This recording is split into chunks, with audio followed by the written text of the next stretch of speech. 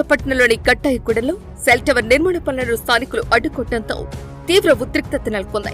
ఓ ఇంట్లో cell tower ఏర్పాటు చేసేందుకు చేపట్టిన పనులను స్థానికులు అడ్డుకున్నారు. జనావాసాల మధ్య సెల్ టవర్ నిర్మాణం చేపట్టడం వల్ల ప్రజలకు ఇబ్బందులు తలెత్తే అవకాశం ఉందని స్థానికులు ఆందోళన వ్యక్తం చేశారు. జననివాస ప్రాంతంలో సెల్ టవర్ ఏర్పాటు చేయవద్దంటూ వారు పనులను అడ్డుకుని ఆగ్రహం వ్యక్తం చేశారు. ఈ క్రమంలో సెల్ టవర్ కాంట్రాక్టర్ స్థానికుల మధ్య తీవ్ర వాగ్వాదం చోటు చేసుకుంది. పోలీసుల జోక్యంతో సెల్ టవర్ కాంట్రాక్టర్ కార్మికులు అక్కడి నుంచి వెనుతిరిగారు.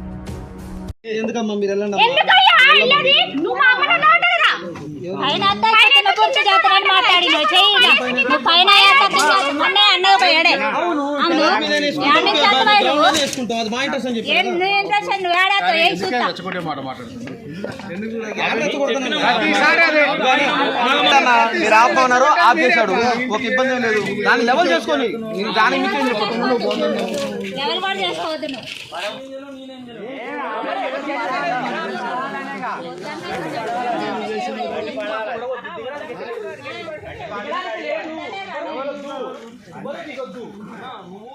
ఎవ్వరూ దిగొద్దు. అక్కడ పని చేసుకోమని చెప్పారు.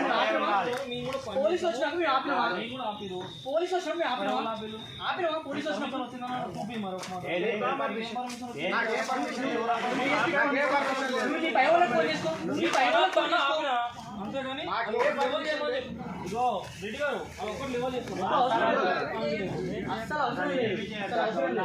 నమస్తే.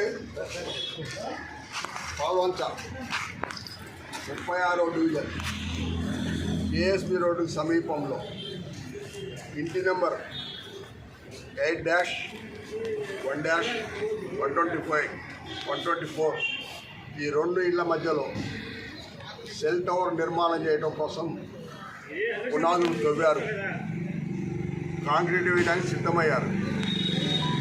ఈ సదరు విషయము సెల్ టవర్ నిర్మాణ విషయంలో గతంలో 6 నెలల క్రితమే ఇళ్ల మధ్యలో నిర్మాణం చేయొద్దు, రేడియేషన్ ప్రాబ్లం ఉంది, చుట్టూ ఇండ్లు ఉన్నాయి, ఇళ్ల మధ్యలో వద్దని అధికారులకు తెలియజేశాము.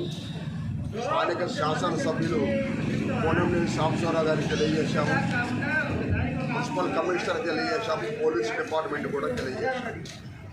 అయినా వారు హైకోర్టును ఆశ్రయించి గౌరవ హైకోర్టు ద్వారా ఒక ఆర్డర్ తీసుకొచ్చారు. ఆర్డర్లో సారాంశం ఏంటంటే టెర్రాస్ మీద కట్టుకోమని హైకోర్టు ఆర్డర్ ఇచ్చింది. ఈ ఆర్డర్ స్పష్టంగా పోలీసు వారికి, మున్సిపాలిటీ వారికి, గౌరవ శాసనసభ్యులు కూడా ఉదయం తెలియజేశారు. కోర్టు ఆర్డర్ని మేము ధిక్కరించడం లేదు. కోర్టుని గౌరవిస్తాం, కోర్టు ఆర్డర్ని కూడా గౌరవిస్తాం. కానీ వాళ్ళు కట్టాల్సింది బిల్డింగ్ పైన టెర్రాస్ మీద కట్టాలి. అలా కాకుండా గ్రౌండ్ లెవెల్లో కడుతున్నారు, భూమిలో కడుతున్నారు. చూడండి, కాంక్రీటు, పిల్లర్సు, రాడ్సు ఈ విధంగా భూమిలో కడుతున్నారు. ఇది కరెక్ట్ కాదు. మీరు తెచ్చుకున్నది ఆర్డరు టెర్రాస్ మీద అని చెప్తే వాళ్ళు ఏమాత్రం కూడా ఖతరు చేయకుండా మూర్ఖంగా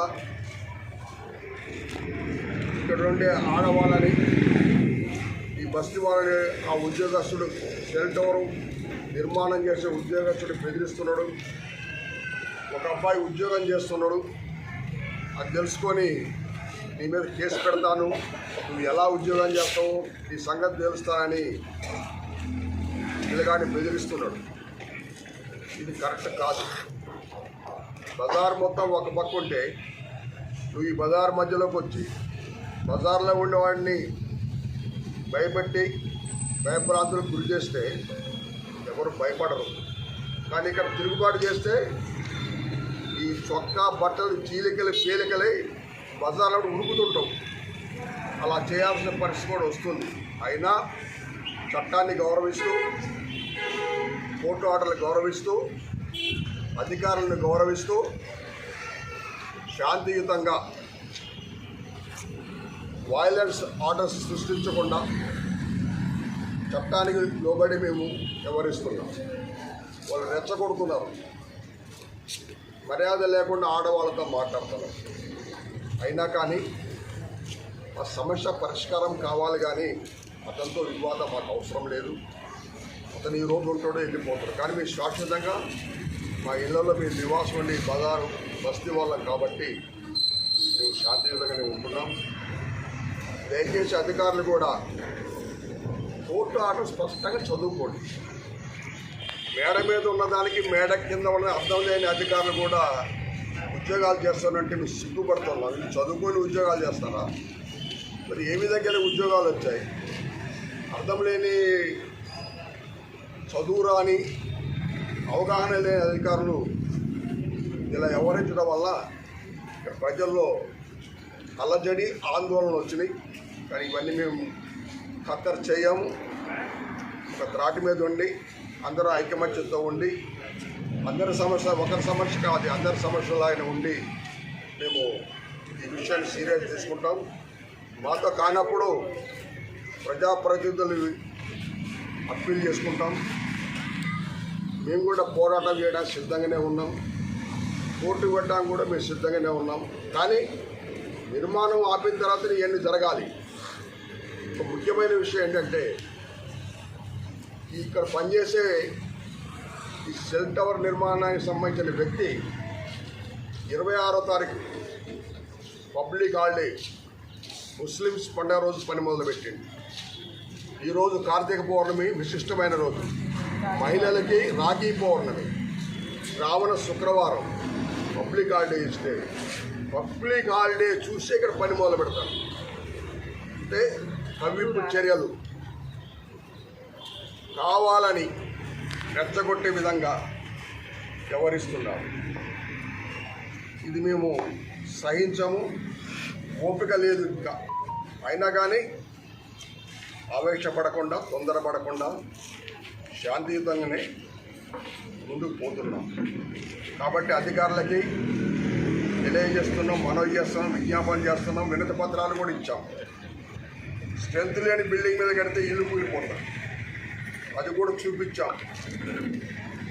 మాకు అభ్యంతరం లేదు, కట్టుకోండి, కానీ భూమి మీద కట్టవద్దు.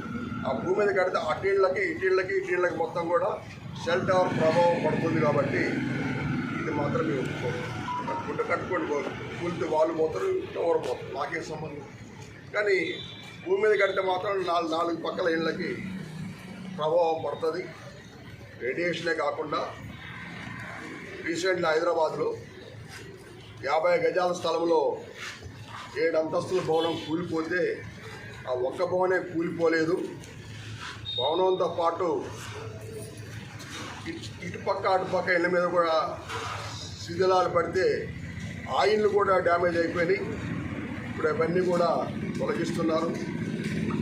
ప్రాణ నష్టం కూడా జరిగే ప్రమాదం ఉంది. కాబట్టి ఆ టవర్ హైటు 90 అడుగులని చెప్తున్నారు. ఇక్కడ ఉండే పద్ధతి ప్రకారం చూస్తే ఈ కాంక్రీట్ వేసిన విధానము, పిల్లర్స్, రాడ్స్ సైజులు చూస్తే చాలా హైట్లో కట్టే విధంగా వాళ్ళు డిజైన్ చేస్తున్నారు. ప్రమాదం ఉందని ఏకతాటి మీద ప్రజల పక్షాన తెలియజేసుకుంటున్నారు.